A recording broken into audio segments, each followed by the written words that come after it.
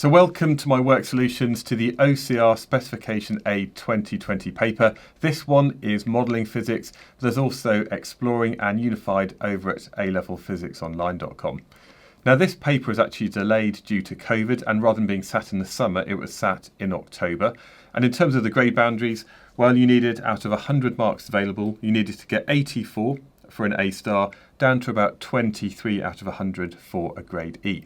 So let's start with question 1 and some of the multiple choice questions. So this first question is about an athlete, and what we need to do is make an estimate. Okay, we don't know how heavy they are, but we do know that the kinetic energy is equal to a half times the mass times the velocity squared. That's going to be equal to 0.5 multiplied by, I suppose my mass is even more than 80, so I think that's a reasonable number.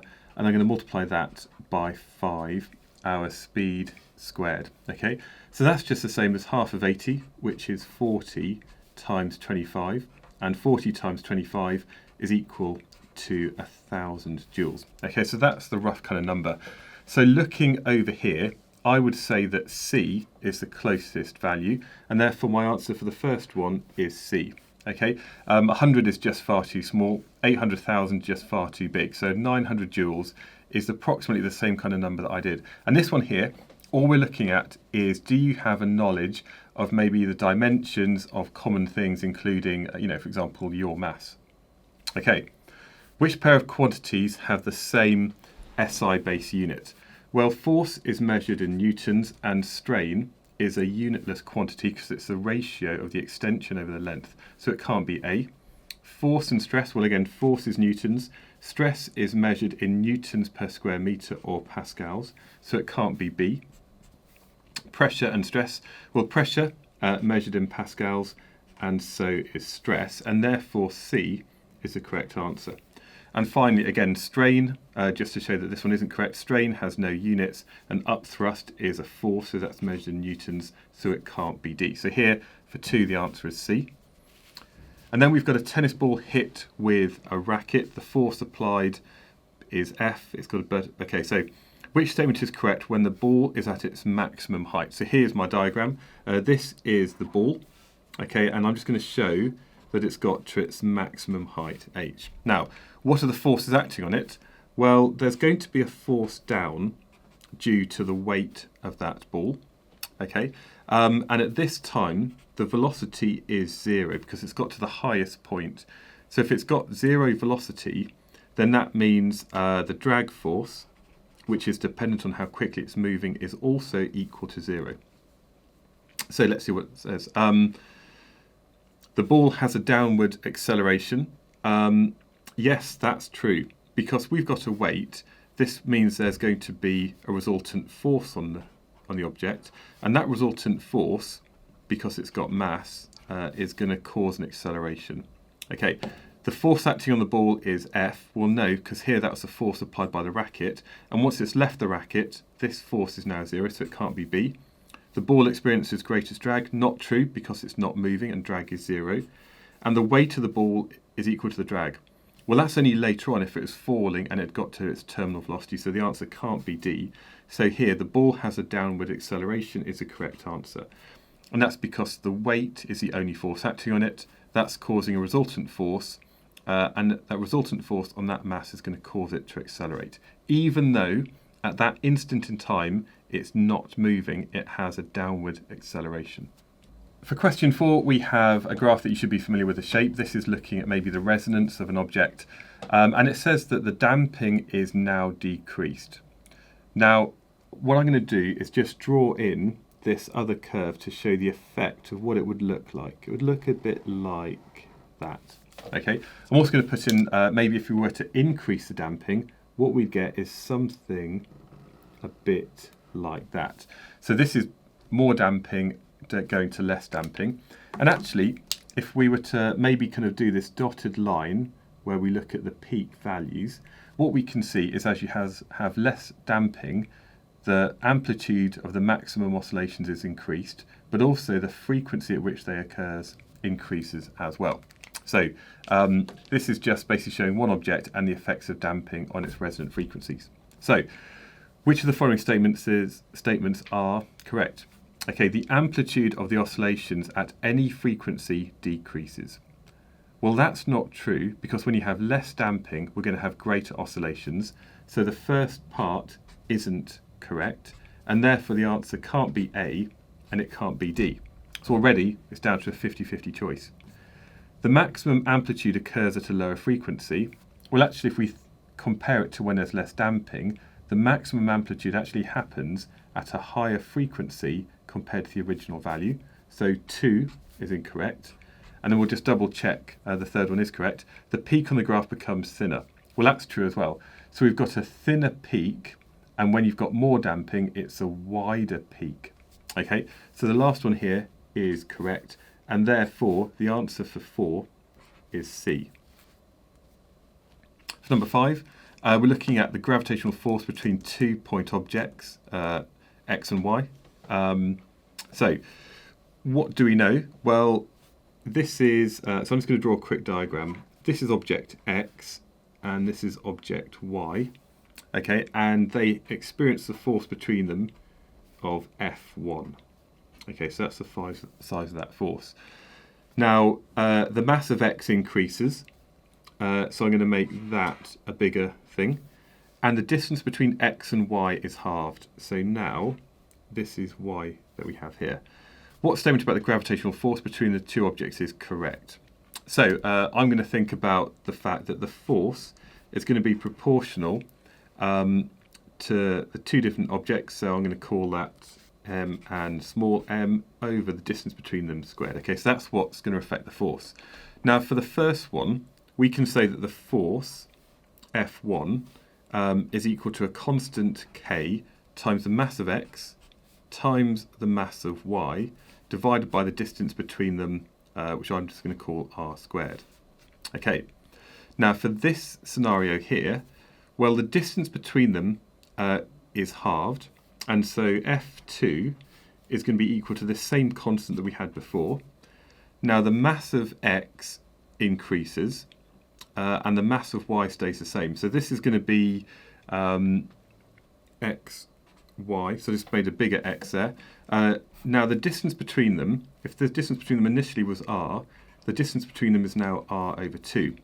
And so that means this is going to be equal to r over 2 squared, and r squared over 2 squared is just r squared over 4. So that's the same as 4k big X y over r squared. Okay, so this is kind of my approach. So what we can see is that F2, well, r squared and k are going to be a constant. So here we can just say that F1 is proportional to xy. Here, F2 is going to be proportional to big X times y times 4. Okay, and that means force 2 is going to be 4 times bigger than F1, and even more than that because this X now, the mass of this is bigger than it was before. Hopefully that explains it well. So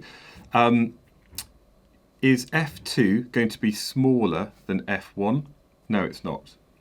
Okay, is F2 equal to F1? No, it's not. But this one over here, F2 is bigger than 4 times F1. Okay, so whatever F1 is, F2 is going to be 4 times bigger at least, and probably even greater than that because X is now increased. So here, B is the correct answer. Okay, this last one here, D, about F2 being smaller than 4 times F1, that's not true. It's bigger than 4 times F1, and therefore D isn't the answer either. Okay, I've maybe made that more complicated than it needs to be. Let's just move on to 6, and this is where we've got an electron in the hydrogen atom, so the most simple atom that we can have. The electron makes a transition shown by the arrow, so the electron moves down and a photon is then going to be emitted. What is the wavelength of the emitted photon?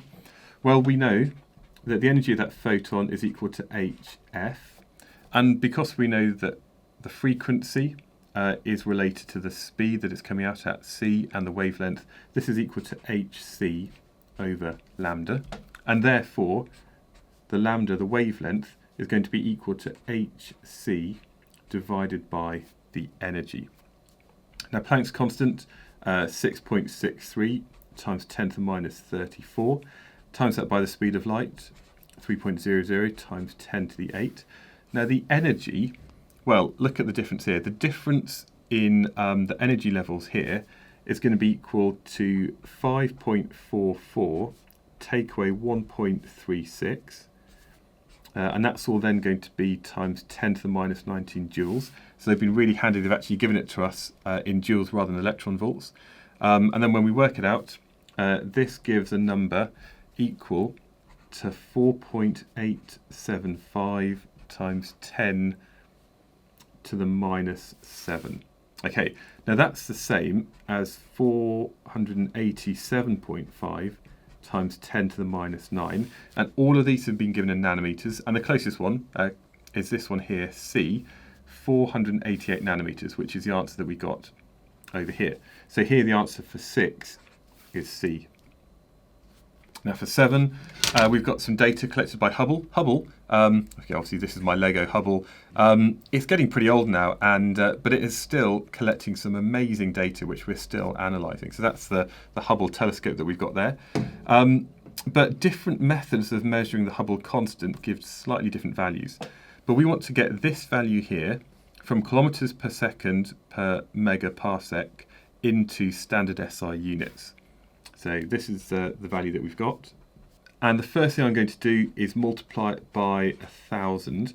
So that's going to be 73.5 times 1,000. And that will then have the units of metre second to the minus 1 per megaparsec. Okay. Now, 1 parsec is it's just one of these values that you're going to become quite familiar with. That's just equal to 3.1 times 10 to the 16 metres, and that means a megaparsec is going to be 1,000,000 times bigger than this, so that's 3.1 times 10 to the 22 metres. So what we can do is then take this value that we've got up here, and then we're going to be dividing by this factor of 3.1 times 10 to the 22.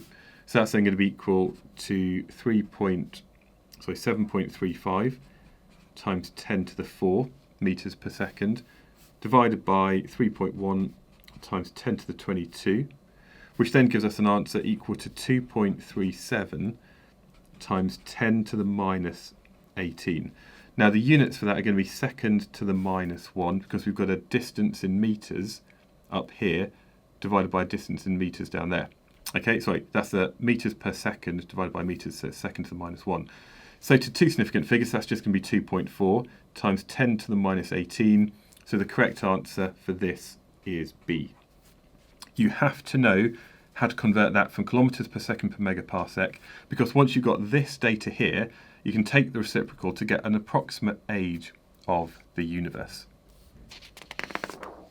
The classic example of a wooden block stationary on a ramp, something that you only ever see in a physics or even potentially a maths classroom. They don't really do much practical work in maths, though, do they?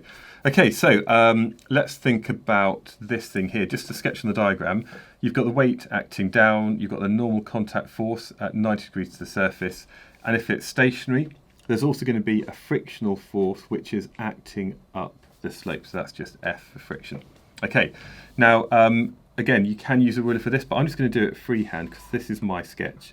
We've got the weight acting down, we've got the normal contact force kind of acting like this, and if that's 30 degrees, then this angle here is also equal to 30 degrees in there. Okay, so if that angle here on my diagram is 30 degrees, then this angle here must also be 30 degrees because we've got like a Z angle. So this here is, imagine obviously the slope's here, that angle must be 30, so therefore that angle's 30, and then friction is acting back up the slope like this. And what we have is a closed triangle of forces because this object is stationary, so it's an equilibrium. So looking over here, the correct answer is B. This one here's got the frictional force acting down, so it can't be this one. This one, the normal contact force is just way too small, so it's definitely not C or D. So here the answer is B.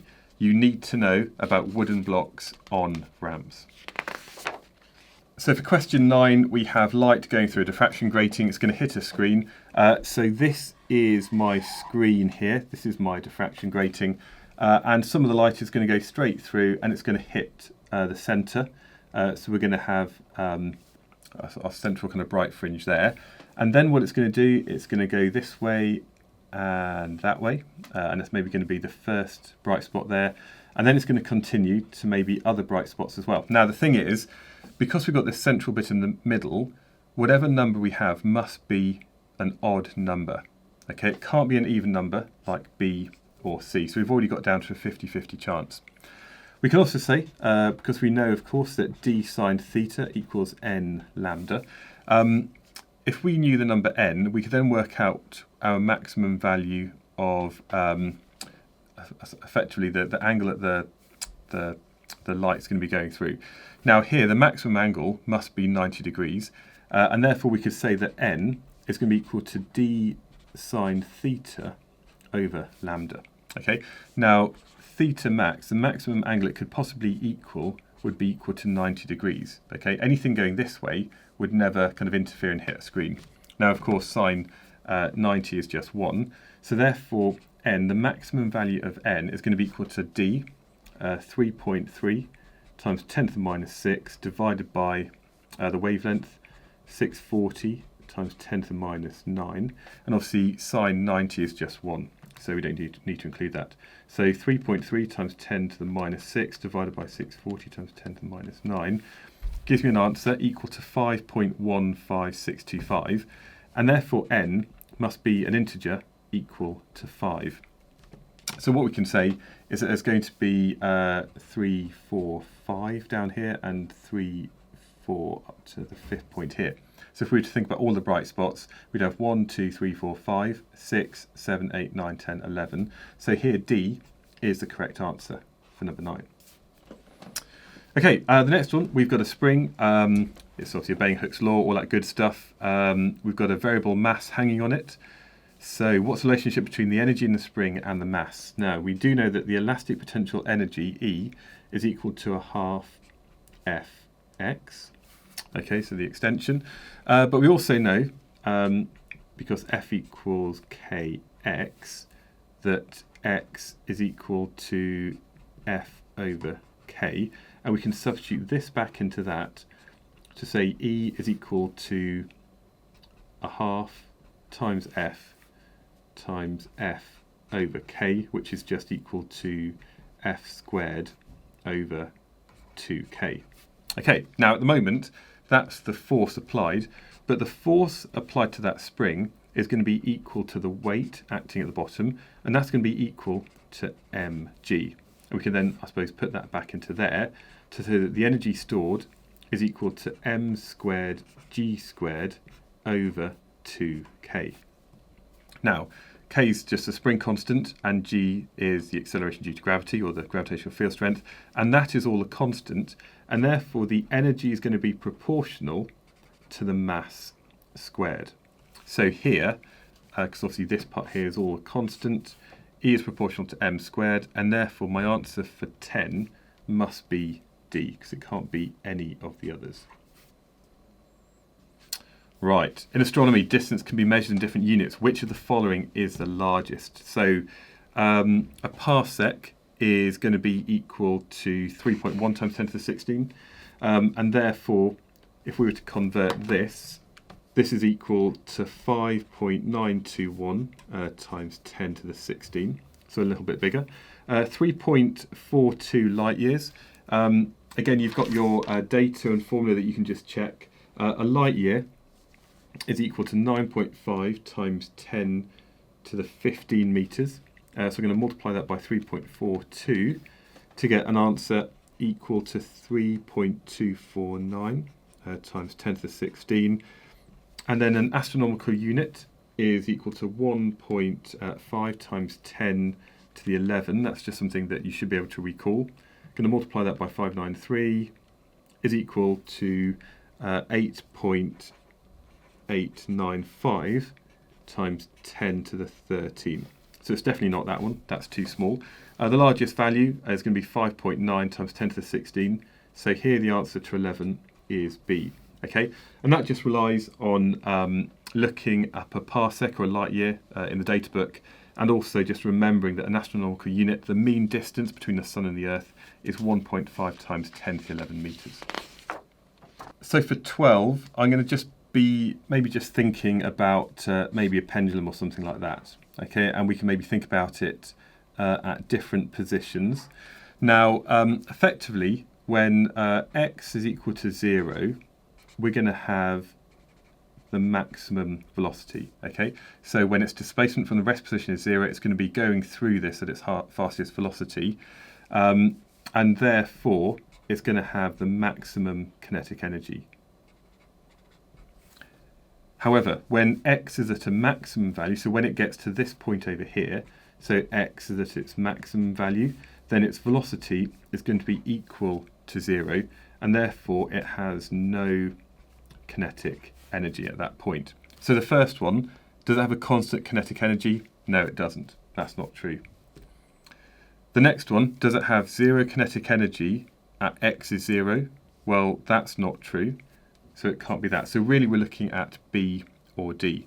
And we obviously know that the total energy in the system is going to stay the same. And what we're having is this constant transfer of energy between the kinetic store, a half mv squared, to the potential energy store, mgh. Okay, and I suppose because we've got this v squared term, which is then also linked to, it's just the distance is going to be related to the velocity, we're going to get this curve that we have over here, and therefore B is the correct answer. It's not this kind of straight line that we have with D. In actual fact, if this is the kinetic energy, this is going to be the graph actually of potential energy in the system. So as kinetic energy goes down, the potential energy goes up, and vice versa. And if we were to look at the total energy, that's what this top one has, if we've got like an ideal system where there's no losses to the surroundings. So that's basically the total energy, the kinetic energy, and the shape of the potential energy. Right, number 13. What is the percentage uncertainty in the calculated value of E? Now, the calculated value of E is going to be equal to 4 over pi, which is just a constant, times the force, divided by this one over here, the strain, epsilon, times d squared. Okay. Now, 4 and pi, they're just constants, so there's no uncertainty associated with that. But if we want to look at the total uncertainty in E, the uncertainty in E is going to be equal to the uncertainty in F added to the uncertainty in the strain added to 2 times the uncertainty in the diameter. Okay, because we've got an F term, a strain term, and a d squared, and therefore whatever the uncertainty in d is, we're just going to multiply it by 2. Okay, so we can do this probably in our heads, I suppose. So the percentage uncertainty in E is going to be the uncertainty in F, so that's 5.3, plus this uncertainty, 1.2, plus 2 times 1.0. So that's just 5.3, 6.5, 7.5, 8.5. So here, the answer is going to be D. Right, the next one. Which object travels the greatest distance between t equals 0 and t equals t? So here, this bit over here doesn't really matter, but we have a velocity time graph, and therefore it's the area underneath the line that gives us the displacement or the distance. Now here, I would say, looking at this, it definitely can't be D because that's only a small area. We've got a triangle kind of here and a kind of a smaller triangle for A, but I would say the biggest area just by eye is this area here, which is from object C. And you could probably do some calculation, you could actually count the squares, but I think with this one here it's quite obvious that C has got the greatest area underneath the line. And number 15, the final question in the multiple choice thing. This is related to you just knowing stuff, okay? You just have to know some facts. One of the facts you need to know are the assumptions made in the kinetic model for the ideal gas. So which of these is not correct? The collisions of particles with each other and the container are perfectly inelastic. That is not true. They're in actual fact elastic collisions because kinetic energy is conserved. So here, A is not true. Let's just check that. Electrostatic force between particles are negligible. Yep, that's good. They only occupy a small volume. Absolutely. And there are a large number of particles in random motion. Yeah, you should just recognise these statements. So this one over here, it's an easy mark that's just been given to you. So that was the end of section A. Now we're going to start with some of the longer form answers. So section B has the long answer questions. The first one, we've got a truck towing a car up a hill. So I've built it as we can see here. And the first thing we need to think about are the forces actually on the car as it's going up the slope. Now, it's going to constant speed, so it's an equilibrium. There's going to be a downwards force due to its weight. There's going to be the normal contact force, which is normal to the surface, so at 90 degrees. There's the friction down the slope, and then there's also going to be the tension caused by this steel tow bar that we have here. So the first thing we need to do is actually just draw that on the free body diagram. Now, to help me with this, I'm just going to put a line in pencil. So it goes through the object and it goes up in this direction, and then there's going to be the weight which is acting vertically down, like that. Good. So again, you can use a pencil in the exam, but I'd say if you're going to be actually putting in your final arrows, I'd make sure you do those in pen, but maybe use the pencil just to help with some construction lines. Now, because it's going at a constant speed, it's an equilibrium, so the total force in this direction must be equal to the total force in that direction. And we can see here there's a component of friction horizontally and a component of the normal contact force horizontally. So that means the size of the tension must be bigger than the length of this arrow. So that's, to me, this size. So I'm just going to draw this maybe a bit like that. Okay, so I'm just going to put an arrow on the end, drawing it with a ruler, and that's my tension. And then there's going to be the weight, which is acting down. And the weight is going to be approximately equal in size to the vertical component of the normal contact force.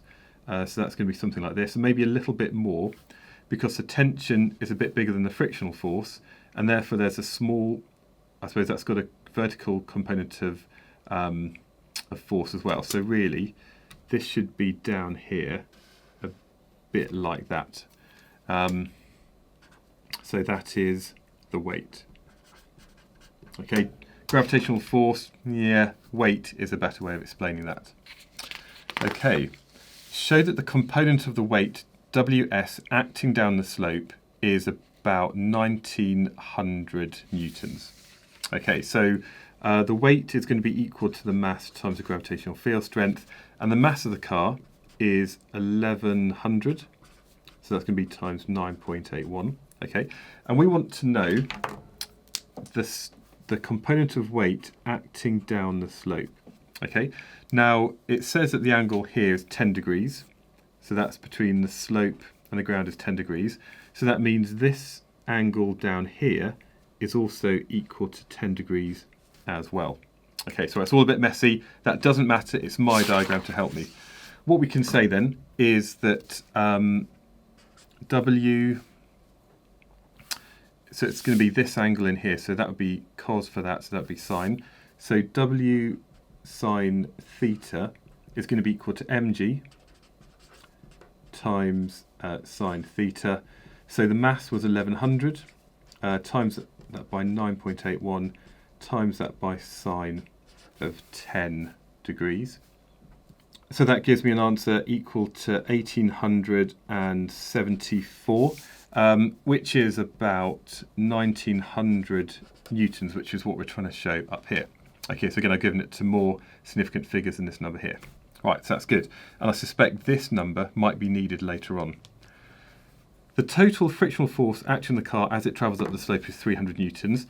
Calculated the force provided by the tow bar on the car.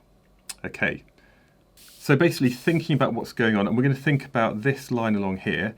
The tension is equal to the frictional force plus the component of weight acting down the slope. Okay, so that's basically the forces up and down the slope.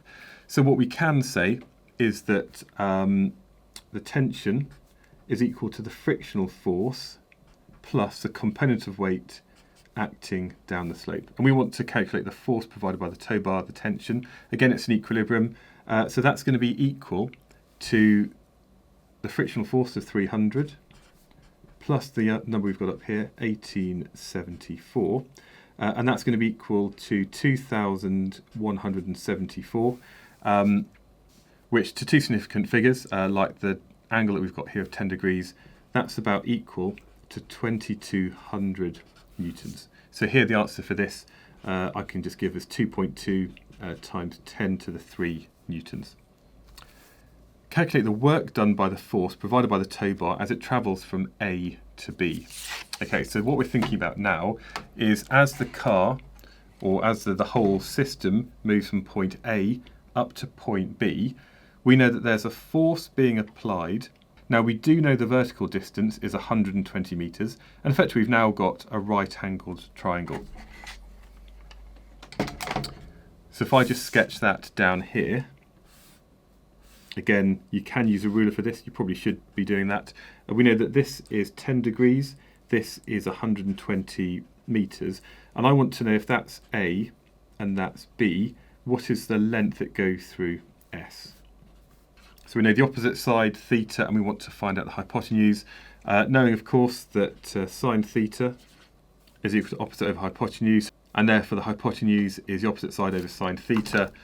So this distance S is just going to be equal to 120 divided by sine of 10, which equals 691.05 metres. Now the work done is equal to the force times the distance moved in the direction of that force, and here the force being applied is this value here, the tension. So that's equal to 2174 multiplied by this distance, 691.05, which is equal to 150 times 10 to the 6, so 1.5 times 10 to the 6. So the work done, I'm going to give to two significant figures, like the angle that we know of 10 degrees, so that's 1.5 times 10 to the 6 joules. Okay, all looking good so far, some nice mechanics here. Right, now we get on to a bit of material stuff. So the steel tow bar has a length, it's got a diameter, it's got a Young's modulus. Calculate the extension of the tow bar as it travels up the slope. Now we know that the Young modulus is equal to the stress over the strain, which is the force over area divided by the extension over the original length. And we can rearrange this to say that the Young modulus is equal to FL over XA. But the area, well, we've got the diameter here, and the area is equal to pi d squared over 4. So we can substitute this back into there to say that E is equal to 4FL over X pi d squared. And of course we want to find X, so we can then say that X is equal to 4FL over E pi d squared. Okay, so what we can do is we could have done this maybe in several different steps. I'm just going to go straight to one mega equation. So the extension is equal to 4 multiplied by the force. Okay, and again the force is what we worked out as 2174. That's the size of the tension in this cable as it's going up the hill. Multiply that by the original length, 0.50.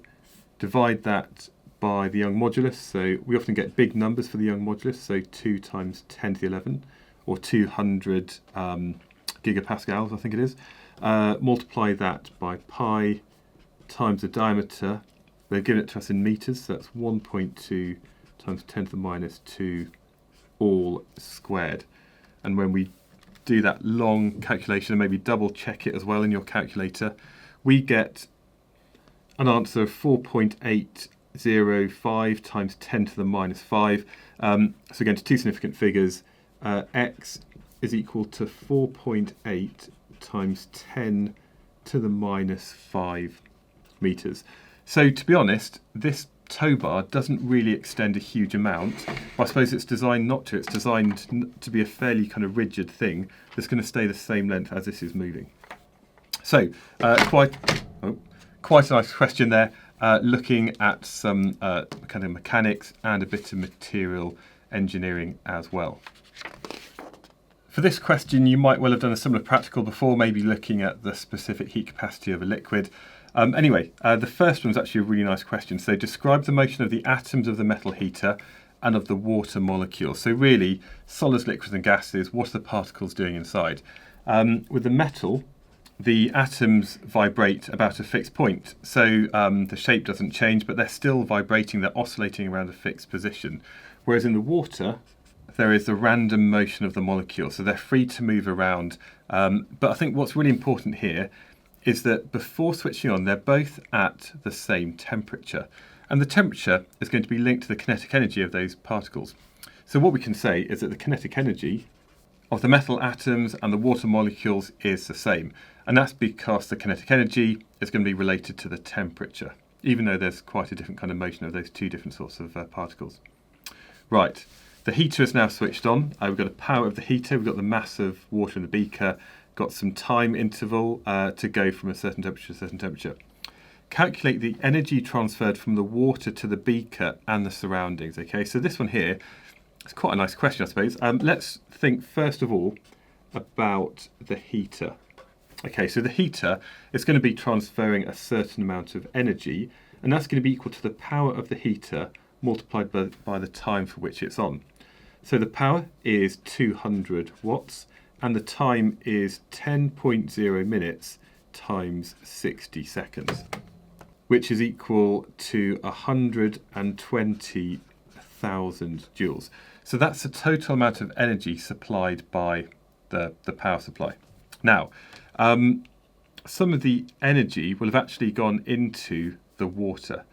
So the energy that goes into the water is going to be equal to mc delta theta. Okay, so the mass of water, just 500 grams, so 0.500 kilograms.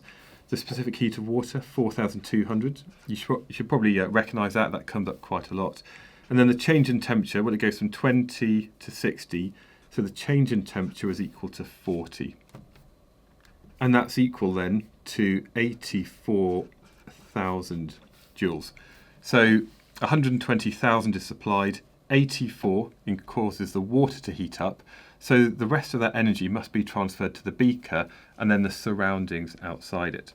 And therefore the energy transferred to the beaker and the surroundings, 36,000 joules. Okay, 3.6 times 10 to the 4 joules. That one there, quite a nice question. The next part though, I suspect it gets a little bit more interesting actually, and this is something that I haven't actually done myself, but I can see the reason they've done it. What they're doing now is they're investigating specific latent heat of fusion. So fusion is to do with things melting in this case, and effectively we can look at the energy that's been supplied, but we can also compensate for the fact there's going to be energy being transferred to the crushed ice from the surroundings. Okay. So we've got loads of information there. I'm just going to put this to one side. And then what we get is a page of dread, a 6-marker question, lots and lots of stuff here. So describe and explain the shape of the two graphs. Use them to determine the specific latent heat of fusion of ice. So how can we do this? The first thing we want to do is maybe describe the graph, and then we can explain the shape, and then we can use the data from the graph along with the data up here to actually find that specific latent heat of fusion. So when it comes to describing it, what we could say is that the graphs both show that m is proportional to t because they have a straight line through the origin. So all we're doing now is we're describing what we see. And we can also say that the gradient for the beaker with the heater is greater. So what we've done there is, for a few marks, we've just described what we can see. We can now maybe think about explaining why that is. And that's that energy is supplied to the ice at a constant rate, which is why we have that straight line, but more energy is supplied per second by the heater, which is why that gradient is steeper. And I suppose we can also say, what is the point in 17.2? So this one over here is going to act as a control to account for the energy supplied by the surroundings, which is what we've just said over here. And then the final thing we're going to do is use the two graphs to determine the specific latent heat of fusion LF of ice. Now, we know that the energy supplied is equal to the mass times that specific latent heat. And also, if we want to look at the energy supplied by the heater, that's going to be equal to IV times T. And that's going to, in terms of the energy supplied by the heater, that's going to be equal to the change in mass between the mass that melted just due to the surroundings and the total mass that melted due to the heater and the surroundings. So what we're really looking at is this value here for the change in mass. And we can see by reading off here, that's equal to 55 take away 10, and that's times 10 to the minus 3 kilograms. So that's that change in mass times the specific latent heat, and therefore that is going to be equal to IVT, which is a current of 5.0 times the potential difference of 12, multiplied by the time, which was 4 minutes. So that's 4 times 60. And I'm going to divide that by the change in mass due to the extra energy supplied by the heater. So that's equal to 45 times 10 to the minus 3, which equals 320,000. So that's equal to 3.2 times 10 to the 5. And the units for this is going to be the amount of energy per kilogram. Okay, and again, two significant figures like the data we can read off the graph. So for this one over here, although it's a 6 marker, it's not that bad. You get marks for describing the shape of the graph, for explaining that and explaining why we have that control. And then finally, if we know the energy supplied by the heater, that's going to give us the additional mass that melts times the latent heat of fusion. We put the numbers in and get 3.2 times 10 to the 5 joules per kilogram. Question 18, we've got an arrow being fired from the archer here over to the target, and there's loads of information here. Now the first part, we need to describe how the kinetic energy of the arrow changes during its journey from when it's fired over here to when it gets to its maximum height. Now its vertical component of velocity is going to reduce to 0 at the highest point, and so the first thing we can say is that the kinetic energy reduces with height, and this is because it's transferred to gravitational potential energy. Now the next thing we can say, for a little bit more detail for the second mark, is at the highest point, or its maximum height, it has minimum kinetic energy, but it's not 0. So it's still moving towards the target, but that's when it has the least amount of kinetic energy, because its velocity at that point, or its speed, its instantaneous speed at that time, is going to be the lowest value. Now the next one, some suvat, lovely. So we've got to show the time taken for the arrow to reach its maximum height is about 1.3 seconds. So what we're really going to consider then is, I'm just going to do this in red, we want to just consider the vertical component of its velocity, and I'm going to take upwards as my positive direction. So upwards is positive, and that means the acceleration is going to have a negative value. So in the vertical direction, I'm just going to write down suvat, and this just allows me to identify what I know and what I don't need to know. We don't know how high it goes. We know that its initial velocity is going to be the vertical component of this, which is equal to 68 times sine of 11 degrees. So let me just work that out.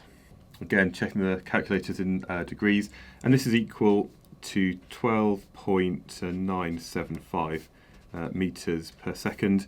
The final vertical component of velocity is going to be equal to 0 meters per second, and the acceleration is equal to minus 9.81 meters per second squared. So on this arrow, the only force acting on it, because air resistance is negligible, the only force acting on this arrow is its weight, and therefore its acceleration is going to be equal to the gravitational field strength of 9.81. And we don't know the time, so that's what we don't know. So in this case, we don't need to know how high it goes. So which equation can we use? Well, I guess we could say that V is equal to U plus AT. We can rearrange this to make t the subject as t is equal to v minus u over a. Its final velocity is 0. Take away the initial value of 12.975, divide that by minus 9.81, and we can see now we've got a minus divided by a minus to give a positive time, and therefore the time is equal to this value, answer divided by 9.81, which equals 1.323 seconds, which is approximately equal to 1.3 seconds, which is what we had to show in this question. Now, again, the reason we've had to show that, I suspect, is because this number is going to be useful when we get on to the next question. Okay, so the next question, or the next part of the question, C, the arrow misses a target. Calculate the horizontal distance measured along the baseline, so that's this line along here, by which the arrow misses the target. So effectively, if I just draw this in, the arrow's gone up in the air, it's missed the target, and it's landed over here. And we want to know this distance over here, that target, that the arrow has missed the target.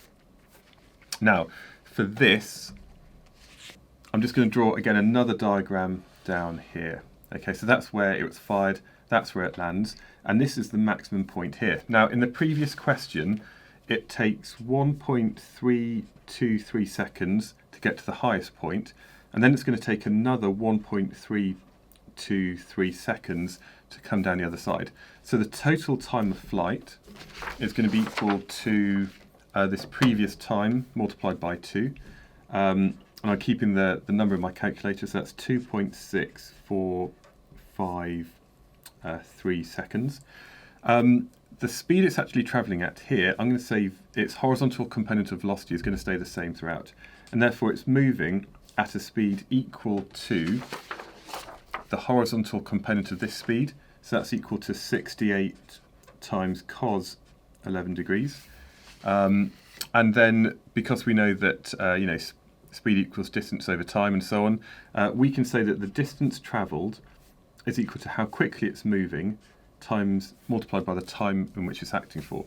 And this is going to be equal to our 68 times cos 11 multiplied by 2.6453. And this S here is going to be this total distance that it travels.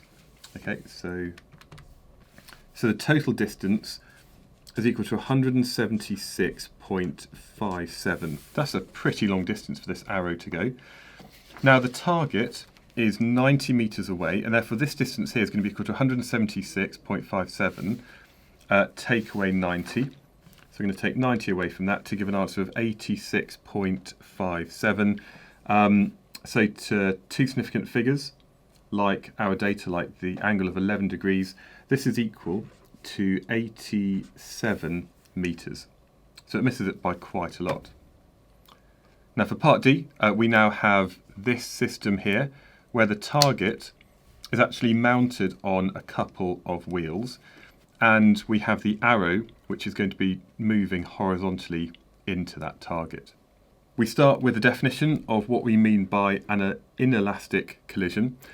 So an elastic collision is where kinetic energy is conserved, but an inelastic collision is when kinetic energy is lost.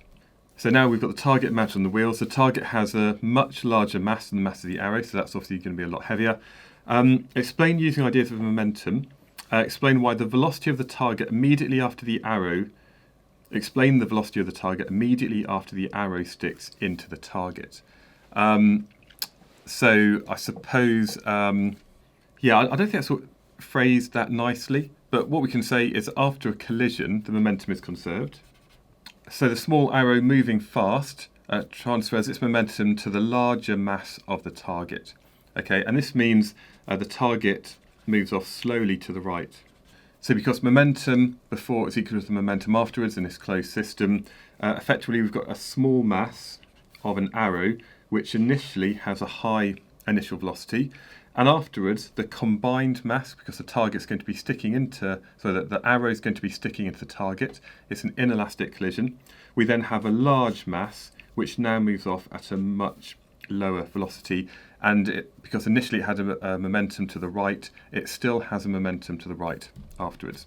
Okay, so we don't need to do any calculations, but I think that's kind of pretty straightforward what's happening there. And that was the end of question 18, so now on to question 19. Question 19 is typical of an A-level physics question because what we have is common equipment set up in a different way to how you might have used it before. So we've got 2 balls of adhesive putty, by which I'm assuming they mean blue tack, although they didn't use the word blue tack in here. So I have made my own. So this is a setup, just 2 balls of blue tack on bits of string the same length. And if it's done carefully, what we can do is we can release it and the 2 things then stick together and move off. Now it's a very simple experiment. There's an equation that you won't have seen before, but that doesn't matter. So the question is a 6 marker. Now there's a whole page here, probably filling people's hearts with dread, but it's not actually that bad. Describe how to perform the experiment, and we want to verify the expression or just see if this is valid, and also how the data can be analysed. Now, if h is given by the equation h equals m over m plus m squared times h, I'm just going to write it over here as well.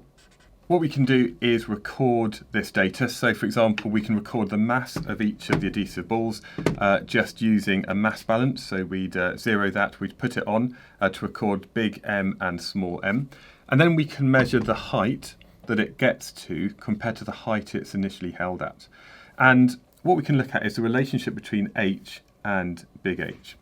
Now, effectively, if the height it gets to is proportional to the initial height it's dropped from, then this thing here should all be a constant, and it will be because the mass doesn't change.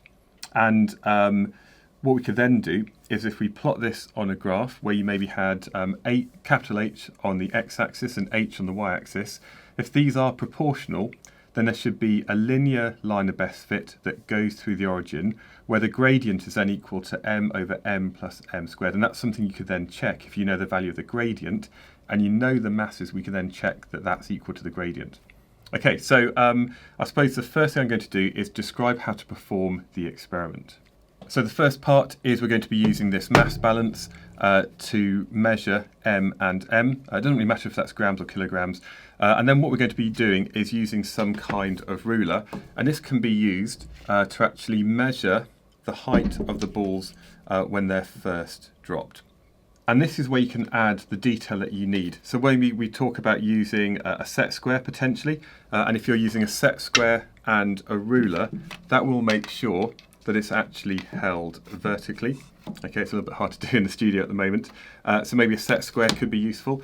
And we're also recording to the centre of mass of this object. And again, we can measure to the centre of mass of that, and it's the difference between the 2 heights, which is going to be capital H. Okay, so that's the first thing we're going to be doing. What we're then going to be doing is release carefully without pushing it. And then we're going to repeat this 3 times for at least 6 different heights. So normal stuff, you take your repeats and you do it at different values.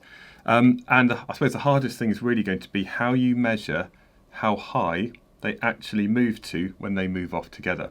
So what you might think about there is how you would do this in the lab. And it might be that you're using maybe a mobile phone to maybe record this in slow motion so you can then play it back frame by frame to look at the height.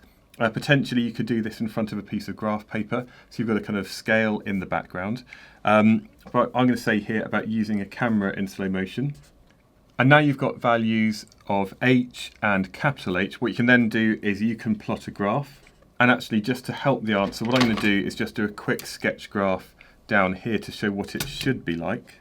And there's nothing to say that this will not help your answer. So sometimes a quick sketch graph or kind of a chart like this can really kind of illustrate what you're trying to explain. So we plot h against h a bit like this. It should be a straight line through the origin. And if the gradient, the value of the gradient is equal to the value of m over m plus m squared, then the relationship is valid. So this experiment is really about using common lab equipment, the kind of thing you might have used in many different practicals already. Maybe you might have been looking at simple harmonic motion with a pendulum, and you had to actually record the height that maybe that pendulum was released from, and then the height it got to after a certain number of oscillations. But it's just using simple equipment, and you've got to think about how you can make sure that there are as few errors as possible in the results to actually show that this thing or in this case, to actually verify that relationship. So that was question number 19. So for 20, we've got something about circular motion, and it says the friction force, which is going to be providing the centripetal force, is F equals K mg, where K is a constant. If you're an A-level mathematician, you might have looked at the coefficient of friction, which in this case is K, and then mg is just the weight of that object. So we can say that this centripetal force is equal to K mg because it's provided by the friction, and we could say that's equal to mv squared over r, but another way to say it is that's equal to m omega squared r. Okay, now omega is going to be equal to 2 pi f, and therefore omega squared is equal to 4 pi squared f squared, and we can substitute that into there. We can also see that the m's cancel, and therefore what we can say is that kg is equal to 4 pi squared f squared r. Now we want to make f squared the subject, and if we do that, we can basically divide both sides. So we've got kg divided by 4 pi squared r, and that's equal to f squared, which is basically just dividing this by those terms. That doesn't quite look like that, so we can also then just say that f squared is equal to kg, or gk, divided by 4 pi squared divided by r, so that's the same as that over 1 over r, and all I did up here was just put that in brackets. And I suspect that's to do with the next part of the question where we have a graph. Okay, so a student plots a graph of log f against log r. Okay, and for this graph, the y-intercept is a half times log gk over 4 pi squared. Use a graph to determine the constant k. Write your answer to two significant figures. Okay, so the y-intercept is equal to this value. So what I'm going to do is find out what the y-intercept is. I'm going to do this first of all just with a ruler and a pencil. So I'm just going to line this up. It's a straight line. And I reckon that goes to this point. I think that line looks pretty good to me. So now again, you only really get one attempt in the exam. So if you use a pencil, that's just good for your kind of first attempt. It's a bit smeary, unfortunately, this pen.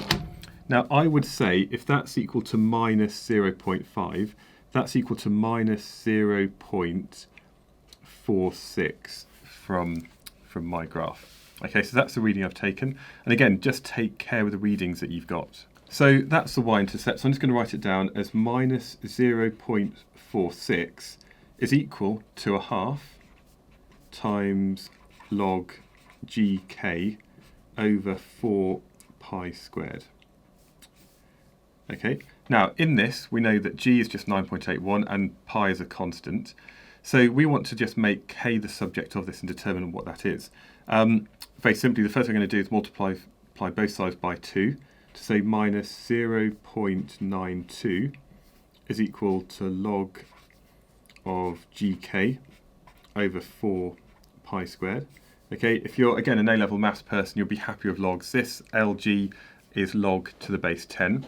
So we can then say that 10 to the minus 0.92 is equal to gk over 4 pi squared. So k is going to be equal to 4 times pi squared times 10 to the minus 0.92 divided by 9.81. Which here gives me a value of k of 0.4838. Two significant figures I think is justifiable because we can only get our y-intercept, I think, to two significant figures. So that to two significant figures is equal to 0.48. So that was my approach. So all I did was just find what the y-intercept was. That value is then equal to this. Then there's a bit of manipulation really to find that k is 0.48. But again, they gave you a range of values that you could have had depending on the intercept that you actually read off. So that was just part B for question 20. Actually, quite a nice question I thought overall. So this question is to do with ideal gases. And the first thing we want to do is calculate the amount of argon N in the chamber in moles. So the first thing I'm going to do is start with the ideal gas equation that says PV is equal to nRT. Okay, so we're trying to find N, and therefore we can say that N is equal to PV over RT. So the initial pressure is 100 kilopascals, so it's 100 times 10 to the 3. The volume, each side of a cube is 0.46, so it's going to be 0.46 cubed to find the volume in meters. The molar gas constant, again, you can just look it up in the data sheet in the exam. This is equal to 8.31.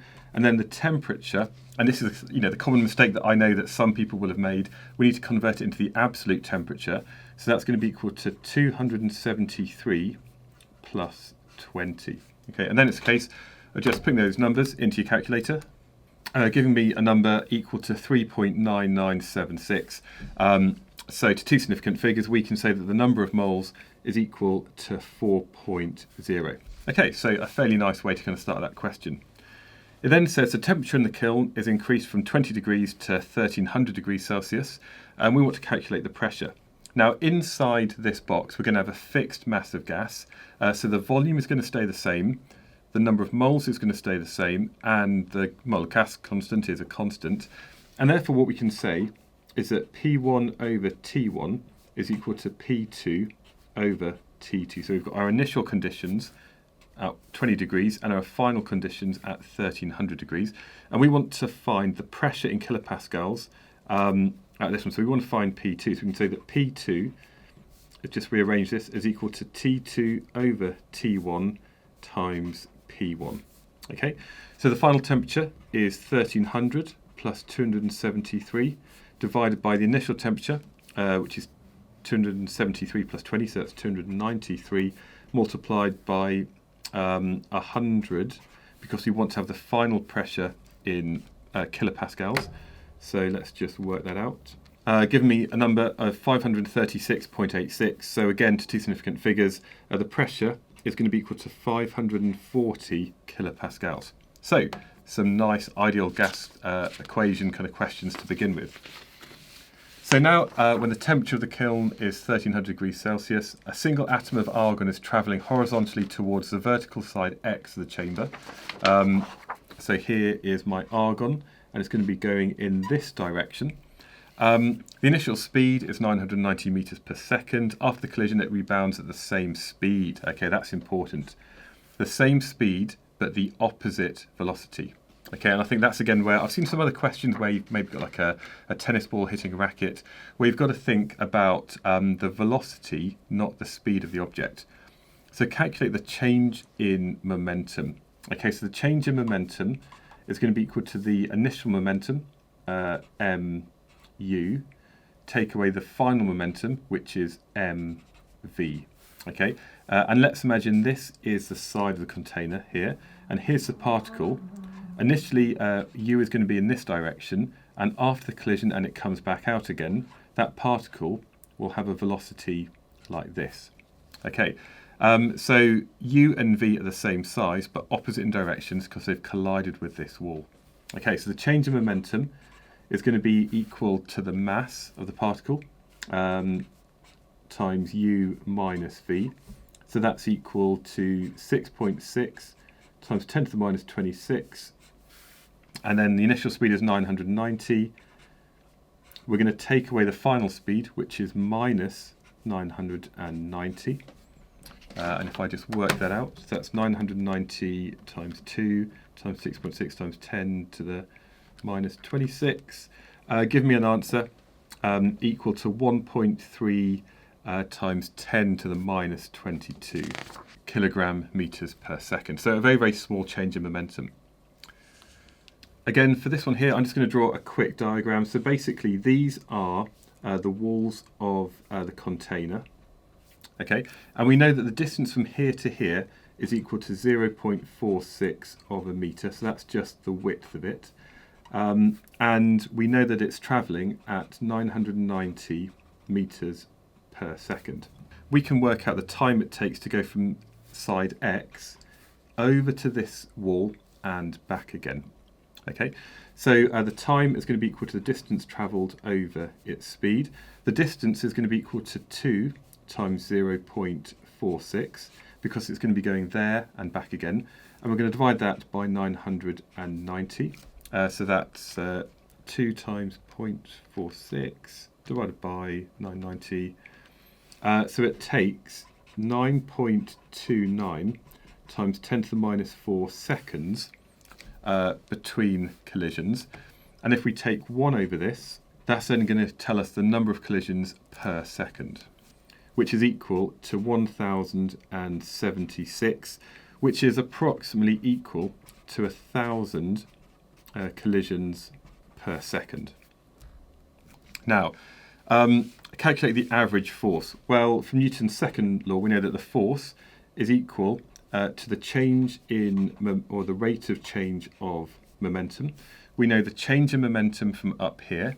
So that's just, I'm going to use my value that I'm going to use my value I calculated before I rounded down here. And I'm going to divide that by the time between collisions, which is 9.292929, and so on. That's times 10 to the minus 4. And then if I divide my raw data, we then get a force equal to 1.406, so that's 1.4 times 10 to the minus 19 newtons. Okay, so a really small force, but that's going to be a small force because it's one tiny particle colliding with that large surface. Now, without calculation, explain how this answer could be used to estimate the total pressure exerted by the atoms of the argon gas in the kiln. Now, we do know, of course, that pressure is equal to the force divided by the area. And we also know that the number of moles of the gas that we have, and therefore we know the total number of particles inside that kiln. Okay, so what you can do is basically, if you can multiply the force per atom by the total number of atoms to get the total force, and then divide that by the area over which the collisions take place. Okay, so pressure is force over area. So that one there, again, quite a nice question looking at ideal gases.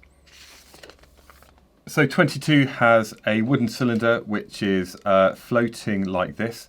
I don't know if it would. I don't know if it would actually, once you put it in the water, end up just floating on its side along the surface if it had the same density throughout. But anyway, this thing here is going to be oscillating up and down. The first one, easy marks, it is a pure definition stating Archimedes' principle.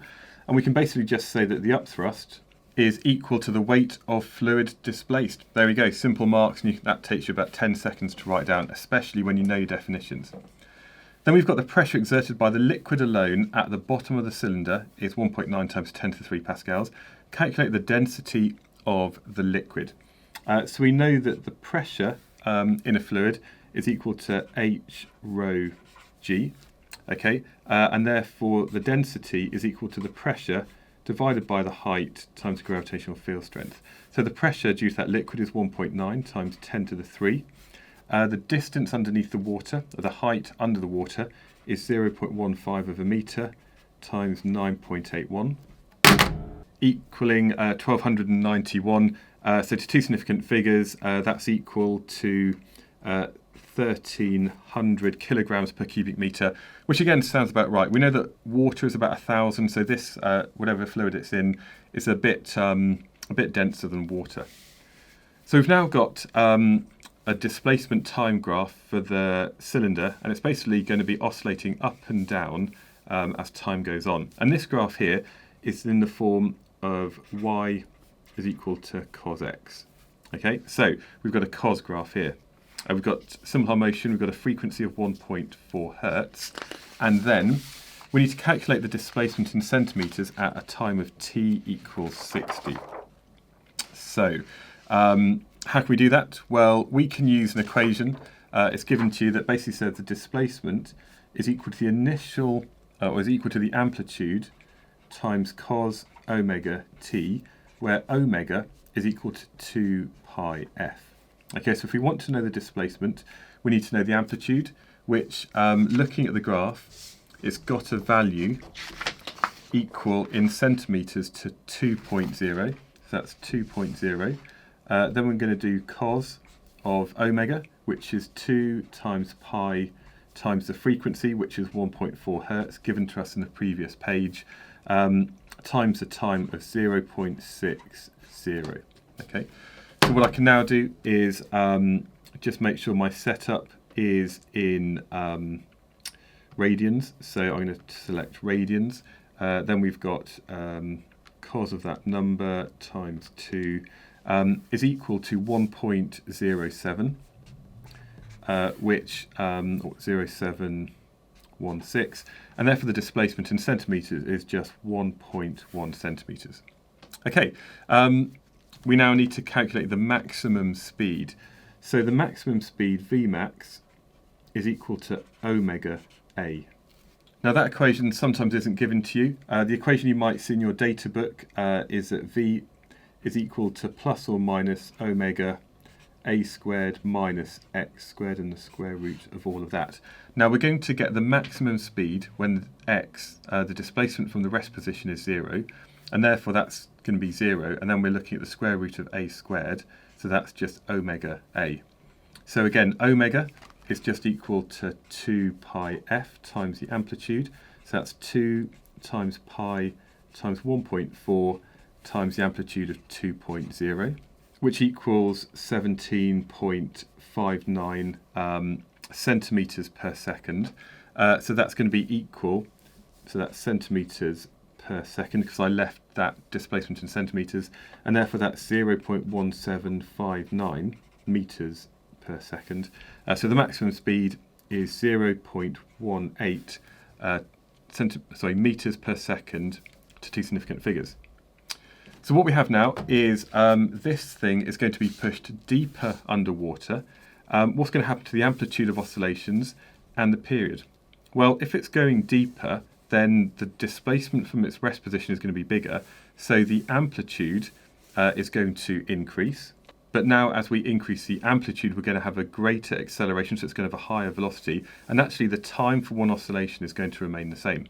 It's a bit like a pendulum. With a pendulum, the time period is independent of displacement, and it's the same with this. So here the period stays the same. And for this one here, we only need to state the effect, not explain it. So that's all there is for that third part of part B. Now, I do think I have a problem and probably own far too much Lego. Anyway, this is the sun, this is the asteroid, not to scale. And it's going to move fairly slowly around, and then it kind of gets quicker as it gets closer to the sun. And as it gets further away, it's going to have a lower speed. Now, the first part is indicate with a letter X on the diagram where the asteroid would be moving at maximum speed, and that's when it's going to be closest to the sun.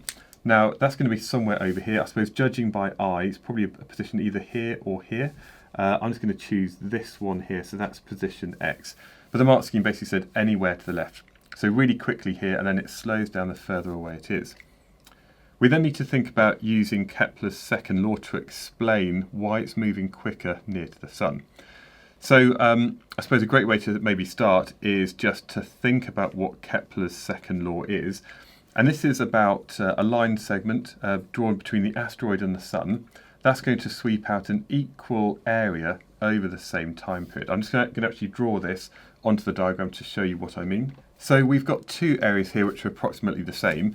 And as the asteroid moves around, let's say it's orbiting in this direction, as it sweeps out this area, it's going to take the same time to go from here to here as would take the same time to go from here to here. But now it's travelled a further or a greater distance, and therefore it's going to have a higher speed as it gets closer. Effectively, some of its gravitational potential energy is transferred to the kinetic energy of that thing. So we can then write down a statement underneath a bit like this. So a line segment joining the asteroid to the sun sweeps out an equal area over the same time period. And then we can say that when it's closer to the sun, it travels a greater distance in the same time interval, which is why it's going to be travelling quicker at this region here. Okay, so that's the first part of 23. We then have part B, where we've got a graph with the gravitational potential, Vg, at a distance r from the centre of the asteroid. Now the first one, easy marks, it's a simple definition that you should be able to recall. We just need to define gravitational potential, which is the work done per unit mass to move an object from infinity to that point. Okay, so that's something you should just be able to recall. If not, learn it, maybe put it on some kind of flashcard now so you remember that. And then we want to show that the magnitude of the gradient of the graph is equal to gm, where m is the mass of the asteroid, g is the gravitational constant. So the gradient here is going to be equal to the change in y over the change in x value. The change in y value is going to be equal to Vg, and the change in x value is equal to 1 over r. So that's equal to the radius times the gravitational potential. Now you can look on your data sheet, and this here we're actually showing the magnitude, so the size of that value. Now there is an equation that basically says Vg, the gravitational potential, is equal to minus gm over r. Now because we're only interested in the magnitude, we're going to ignore that negative symbol, so we could just say then that Vg is equal to gm over r, and if we multiply both sides by r, then r Vg is equal to the gravitational constant times the mass. And here, that's what we worked out as the gradient up here. So that's a fairly straightforward show me question for that. And then the last part, number 3, use the gradient of the graph to show that the mass m of the asteroid is about 4.6 times 10 to the 11 kilograms. So the first thing I'm going to do is work out the gradient. So if I just draw in a line like this is going to, again, just simple stuff, draw in the triangle every time you work out the gradient. So the gradient is equal to the change in y value, which goes, the final value is minus 7.0, the initial value was 0. We're going to divide that by the change in x value, which I estimate is up here. That's equal to 2.1, 0.2, 0.3, 2.3, take away 0, which is equal to minus 3. Oh, actually, it's not, is it? Because here we've got 10 to the minus 2. So that should be minus 7.0, take away 0, which is minus 7, times 10 to the minus 2, divided by 2.3 times 10 to the minus 3, which is equal to minus 30.43. Okay. Now, again, we see here that the gradient is going to be equal to the magnitude of gm, and that's equal to the gradient. And we want to find m. So m is just going to be equal to our value for the gradient divided by big G, the gravitational constant. So it's this number here, minus 30.43, divided by 6.67 times 10 to the minus 11. So that's a constant you can just look up in your table. So divide that by 6.67 times 10 to the minus 11, gives me a mass with a size of 4.56. So that's equal to 4.56 times 10 to the 11, which is approximately equal to 4.6 times 10 to the 11. So again, showing this to one more significant figure. Now this last one here, we've got some information here that here we've got the distance of 600 meters from the center of the asteroid. So basically what we have is an asteroid here, we've got a small spacecraft above it, and something is dropped, and we need to use information from B, including the graph over here, to calculate the speed of the impact when mass got landed on the surface of the asteroid. Now if we think about what's going on, we have the gravitational potential energy, or the change in gravitational potential energy is going to be equal to the change in kinetic energy of the object as it falls. Now the change in gravitational potential is going to be equal to the gravitational potential times the mass of mascot, and that's going to be equal to a half mv squared. Now the m's cancel, so if we know the change in gravitational potential, that's going to be equal to a half v squared. So v is going to be equal to 2 times the change in gravitational potential square rooted. And the data that we need from this graph here is we want to look at the change in gravitational potential. So here is the surface, that's where it ends up. Now it was initially 600 meters from the center, So 1 divided by this distance r, 1 divided by 600, is equal to 1.667 times 10 to the minus 3.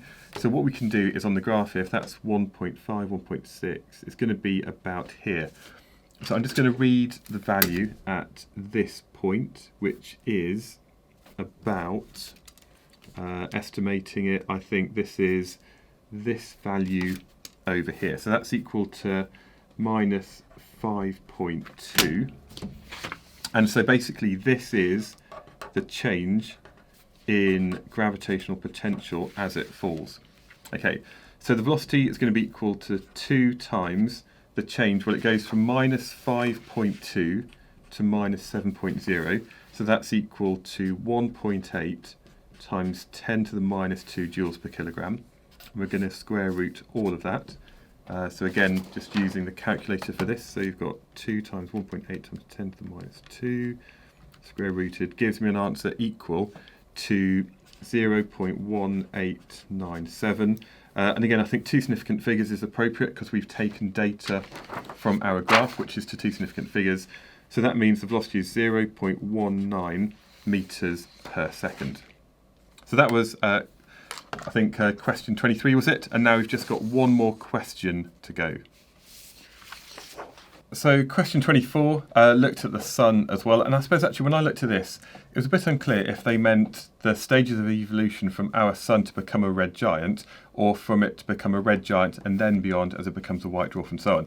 However, in the mark scheme there are plenty of marks available, and this is stuff that you know about. So basically when the hydrogen starts to run out, there's going to be less fusion taking place in the core, and that means the outwards radiation pressure is going to be smaller than the gravitational force in. So initially it's going to kind of sort of start to collapse, and that then causes heavier elements to fuse together. The outer layers expand, they cool down, which is why we see the red colour. And then eventually, when there's no more fusion taking place, the whole thing kind of collapses in on itself, and maybe some of the outer layers are kind of come out as like a planetary nebula, and the central hot core left behind is our white dwarf. So what we really want to do, I suppose, is get some bullet points, and we just want to kind of outline some of these.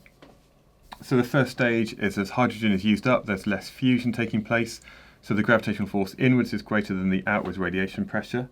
And then the core collapses. There's going to be some fusion of maybe heavier elements, but then it's the outer layers of the star which then expand and cool, which is why it goes from this yellowy orange colour to more of the red part of the spectrum. And then the outer layers are released, and it's the hot core which is left behind as a white dwarf. So it's incredibly hot, but it's very small, so it doesn't give out a huge amount of light. Okay, so that's what happens. We then have something we need to show. The surface temperature of Rigel is about 1200 Kelvin. So we've got loads of information over here.